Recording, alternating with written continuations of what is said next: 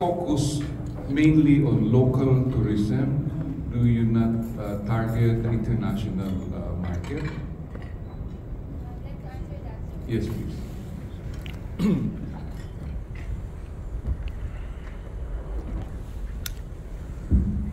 Hi, Mr. Cordero. This is Jane Andres from La Jolla. Yes, hi. Okay. To I have answer a beautiful video. Hi, thank you so much. To answer your question, sir, we are not only targeting the local market, but we are also targeting the international market. In fact, last summer, we went to Taiwan. So, since Taiwan is an emerging market versus China, so we went to Taiwan and we partnered with travel agencies based in Taiwan. And we also connected with the travel agency of Taiwan here also in Manila. So from then on, we are having groups spending overnight in our resort. So this is like a traveling expo, no? We did it by ourselves, parang DIY lang. So we went to Taiwan since based on the data from the DOT, it's an emerging market. So we went there instead of China. So next year, since Korea is the #1 foreign traveler in the Philippines, we wanted to go to Korea next year. What has been the impact or the contribution of the World Travel Expo in the past 9 years to local tourism? I can answer that, Mr. Cordero. I think the World Travel Expo, I don't know who can answer that. Maybe. Yes,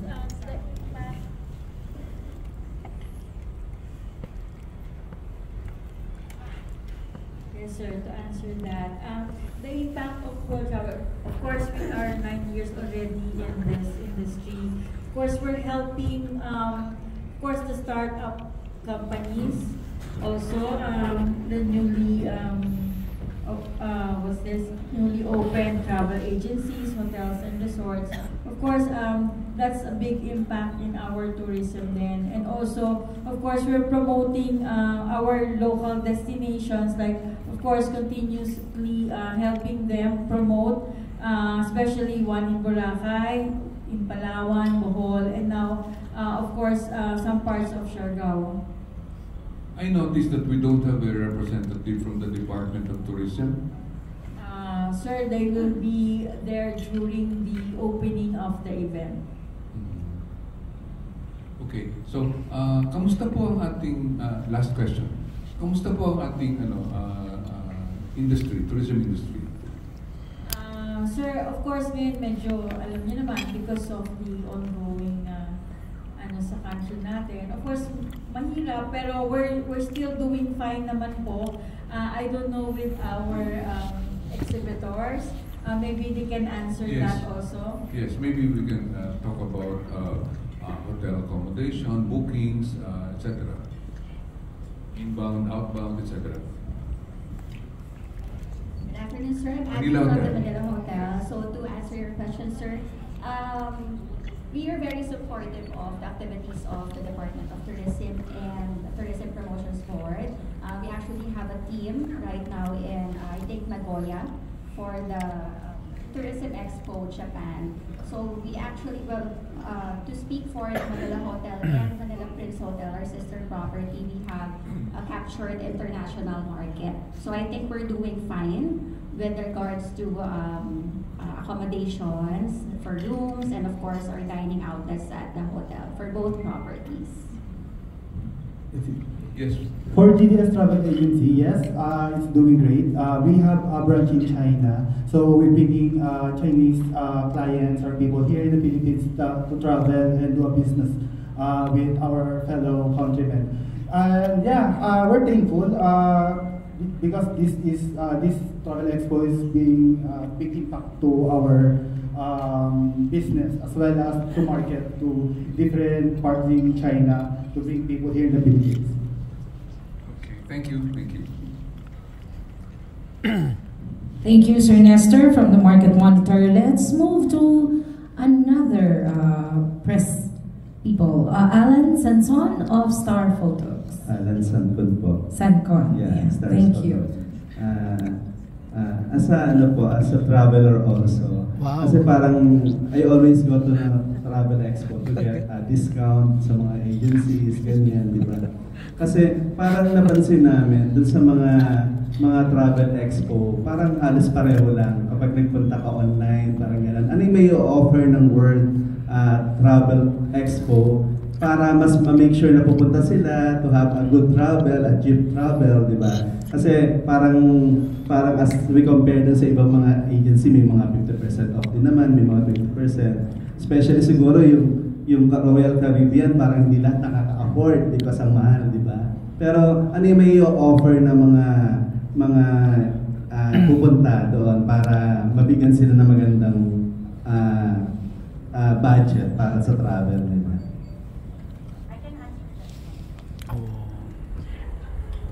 Bale, kay TravelMate po kasi, we offer po, lalo na sa mga expo, we offer discount, pero dun lang po, during the expo lang po yung discount na yun. Then, other information naman po, like yung mga nakakausap namin through online, and yung mga walk-in clients namin sa mga offices, yun po, na-offeran din po sila ng discount, but mas malaki pong discount when it comes to expo po.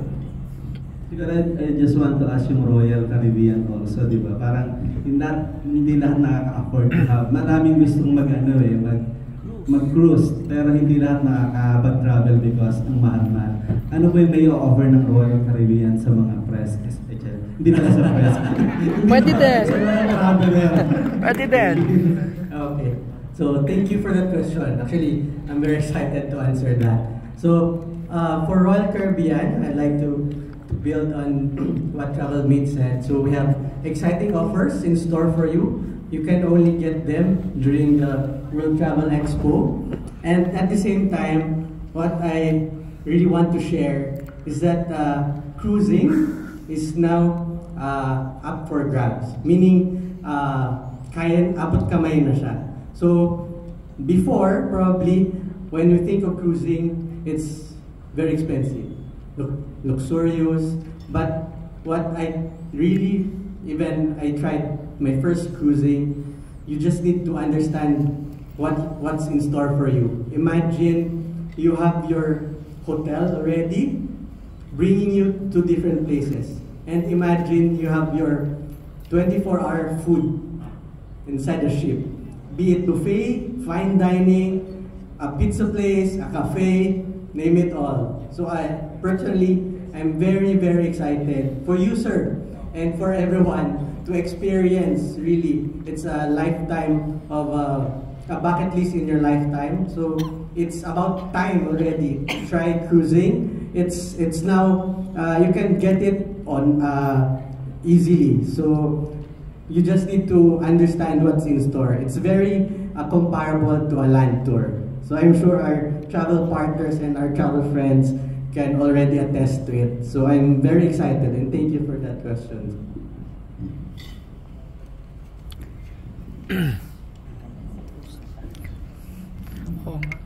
Di lang Angel ka.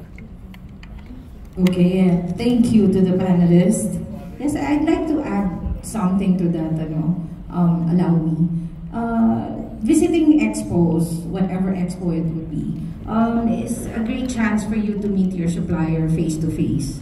And then it provides you with the legitimacy of the supplier, which online cannot provide. Well, I mean, they can, but syempre you have that agam-agam, diba? Because you don't know really who you're talking to. And traveling is stepping away from your comfort zone and doing adventurous things, getting out of the Philippines or maybe getting out of your hometown. So we really need to be secured when we get out of our homes and feel safe. Ayan. So I think visiting expo is a must for everyone, especially travel expos. And we have a question again, this time from Manila Times. We have a lady, Miss Tessa Mauricio. Wow. Hello, good afternoon. I just wanted to know among our panelists if any of the properties have already joined previous expos. Yung meron na po ba sa inyo nag-join previously? in the past years. And I just wanted to know what your experience has been, if you could share that with us, and how it has helped your business, you know, the year that followed.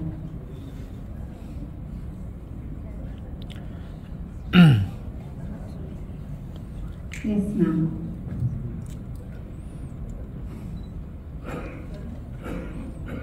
Hi, Sheila Soon again, Hernandez. For us kasi, it's items. Yes. So, mga merchandise namin, it actually helps, these expos helps us to feature our products. Ma'am Jen mentioned that it's a face-to-face, parang face-to-face yung nangyayari sa mga customers mo. So you feel the customers, you know the customers, you will understand what they need, what they want, their pain points. So it's also something that for us to understand clearly what the customers want. So it's still, you know, online, it's there. Nandiyan na yan eh, hindi natin kakalabanin yan. But it's up to us also on how to build our brands, our products, and make sure that we give them what they need and what they want. So that's helping us to market our products. That's a good answer po. Meron pa pong gusto mag-share ng experience nila having joined World Trade Expo in the past years?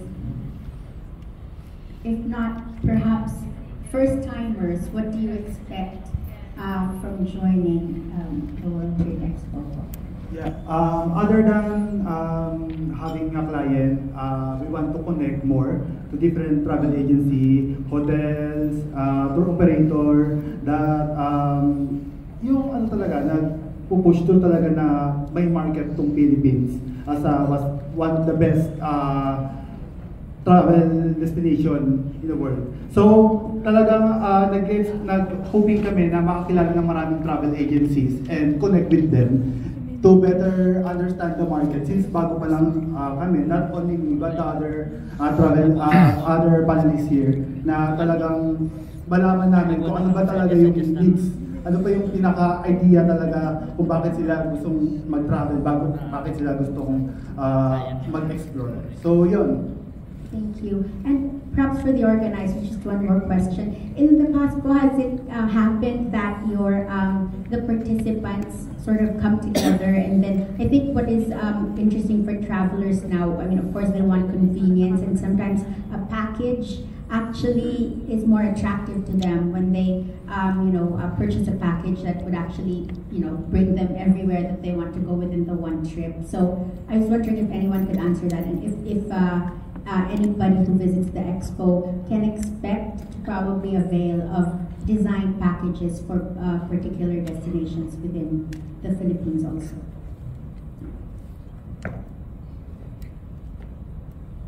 Nagkahiyaan kami, Mr. Yeah, so I think last year also here at the space we had one OFW based in Vietnam. She just launched her travel business, pero ito naman, tinutulungan niya yung mga Pilipino na gustong mag-explore ng Vietnam. So nandun siya, tapos yung family niya yung nag-organize dito ng business, and she's based in Vietnam. So yes, they can curate, they can design a package for a family or for a couple. Yan talaga yung aim ng isang expo, no? That we will be able to come face to face with our clients and give them talaga yung what their heart desires, especially kung ano lang yung kaya ng budget nila. So obviously yung Filipino properties po ang nandito ngayon. Are we expecting many other properties from elsewhere to join the expo po? Well, we're hoping that for the Manila leg, the 2 Manila legs that we have for this year, sana yung mga taga Mindanao na mga exhibitors natin at yung mga taga Visayas, magpunta rin sila dito sa Maynila, no? Hinihikayat namin talaga sila. At sana rin naman, pag nandun kami sa regional, halimbawa nasa Visayas kami, or nasa Mindanao, yung mga taga Manila naman, ang magpunta rin doon. Dahil minsan nga sinasabi ko, parang ba't gano'n, nasa Davao kami, pero lahat ng mga exhibitor, puro taga Davao din. So parang sayang, kasi this is our chance to, yun nga, network, and then explore, let them know na may mga properties dito sa Maynila na ang gaganda.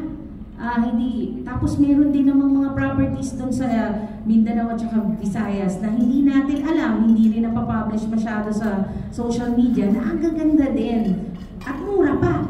Pero hindi natin alam kasi hindi naman sila nag-optimize ng kanya or nag-boost ng kanilang mga postings. So that is our objective, no? So we hope that in the coming days we will still be able to get some of the regional properties to be in Manila, in the Manila lens. So you are taking steps po to make that happen? Yes po. Yes. And what are the what do you call that? Ano po yung mga come-ons nyo for them to join you, especially at the last minute stage? If maybe we could help you spread the word. Well, one of the objectives also of the press launch is for you people to help us promote. I think with what's going on in our country right now, I don't want to enumerate anymore. This is the perfect time na i-mask na lang natin what's going on. Dahil maganda naman ang Pilipinas at napakarami pang dapat i-explore dito. Ang mga tao, ang mga lugar mula dito sa Luzon hanggang Mindanao. No?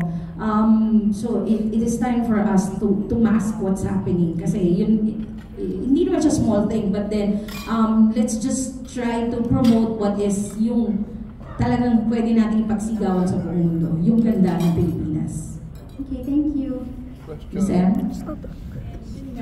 We wanted to promote this venue space kasi it's very new, no? So we want also na makapunta rito yung mga visitors natin dito sa mismong venue namin. So yun nga, very convenient dito sa space.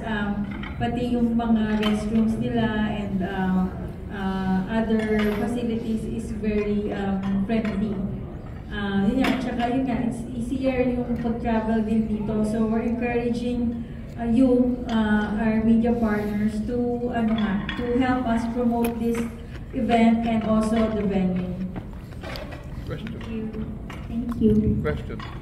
Thank you, Ms. Tessa of the Manila Times. Now let's move on to MJ De Leon of Glitz PH. Here po, good afternoon. I'm not sure if I missed it. May entrance po ba? Yes. Entrance fee. Siyempre may entrance. Pero meron po bang entrance fee? Sa media, namigay kami ng complimentary passes for the media. Pero for those who are interested, kasi normally pag sa ating mga Pilipino, pag sinabi mong free entrance or free admission, mas lalong walang pumupunta. Kasi walang nagpe-play sa isip nila na parang walang kwenta. Free so parang walang excitement. So naglalagay din kami at saka yun nga para ma-distinguish din yung mga visitors natin. Kung ang free natin is 80 pesos lang naman for walk-in and 50 pesos for online registrant. So they can register beforehand online 50 pesos, walk-in 80 pesos. Student discounts, ma'am. Just asking. For students and PWDs, that's 40 pesos. 40. Okay. So marami na nag-register na students. Pero yun nga. Speaking of that, more visitors pa. Yeah, thank you, ma'am. Speaking of entrance fees, ano po yung, this is already the 9th year, right? Ano po yung specific measurement of success ng Travel Expo? Is it in the number of foot traffic, participating brands? How do we measure aside from that, so participating brands, of course, ang masasabi namin success kami kung yung mga exhibitors namin na nag-join is nag-ROI sila, na return on investment nila or more. So that's why we're expecting more visitors para, of course, maraming mag-visit sa kanila, mag-book ng mga services nila, and then mag-book ng packages. Yeah, I'm curious if like any of the brands here can answer na nag-participate last year. Wala pa. New lahat. So, of course, happy kami kasi every year, iba-iba rin yung mga nag-join sa amin. meron pa kaming mga exhibitors na wala lang sila dito ngayon. So, mas gusto namin i-promote ngayon yung mga bago sa amin this year. Okay, thank you. Thank you, ma'am, for the information. One last question, general question, kasi the host said earlier that the goal is really to promote the Philippines. So anyone can just, wala kasi taga-DOT, sayang. Pero anyone can just answer it that in 2024, di ba 7th ang Philippines in Southeast Asia when it comes to international arrivals. So we lag behind Cambodia. And parang ang nakukuha lang natin is even 1/6 of what Thailand is getting. What do you think we need to do? Yun lang, general question. It's a DOT question, but you guys can answer. I think itong mga exhibitors natin ang makaka-answer. Kasi mas alam nila when it comes to inbound. Good afternoon, sir. I'm Annie from the Manila Hotel. I think participating more in international expos would be a great platform to promote the local brands, the local properties, and have to expand the international markets. I believe if we're gonna penetrate the international market, we should have a branch outside in the Philippines. Not only maybe, for example, we in GDS Travel Agency, we do have branch in China. So we're currently promoting Philippine destination, Philippine location in China. For example, promote kami ng product from Cebu.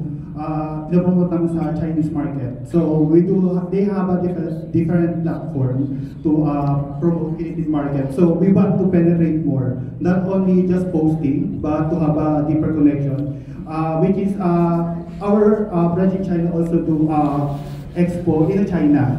So yeah, hopefully other travel agency or other participating here in World Travel Expo, magkaroon din sila ng idea na i-market yung Philippines outside sa China o magkaroon at least branch or representative sa different country na kaya mag-promote na Philippine destination. So catalyst talaga mainly yung mga travel agencies, sir, no? Yes.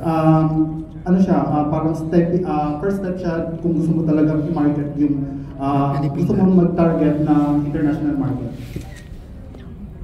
Okay, thank you. Congratulations in advance. Thank you. Thank you, Sir MJ from Blitz PH. Now, we have a content creator, Bao Kanyamo. Hello po. Good afternoon. Good afternoon, Bao. Good afternoon. First and foremost, congratulations on the 9th year of World Travel Expo. I would like to ask, because I am a graduate of tourism, so I would like to know, because I have witnessed the highs and lows in our industry, di ba? May mga nangyayari na sa ating industry. But I would like to ask, if our fellow Filipinos would like to visit your booth, specifically the hotels or the cruise partner, would like to know if you have less restriction ba? Kasi sa mga travelers ngayon, nag-check na rin sila ng mga restrictions, if it's non-refundable, if just in case na merong problem na dumating sa kanila. Well, for Manila Hotel and Manila Pincer, the same terms and conditions would apply for the bookings or the vouchers that will be purchased during the World Travel Expo. Yeah, if I may add, so for cruises, actually similar to airlines.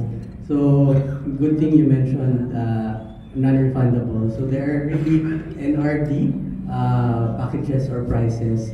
Yes, they are one of the best, but always remember the definition. It's non-refundable, but one of the best offers yan for NRD. If you're sure, book it as NRD. Thank you. Thank you. But sa mga pupunta mga fellow Filipinos na travelers sa booth nyo, anong i-expect nila? Like, are they going to expect less discounts or may mga packages rin ba? Yes, definitely bigger discounts compared to online offers that we have for the hotels, and then maybe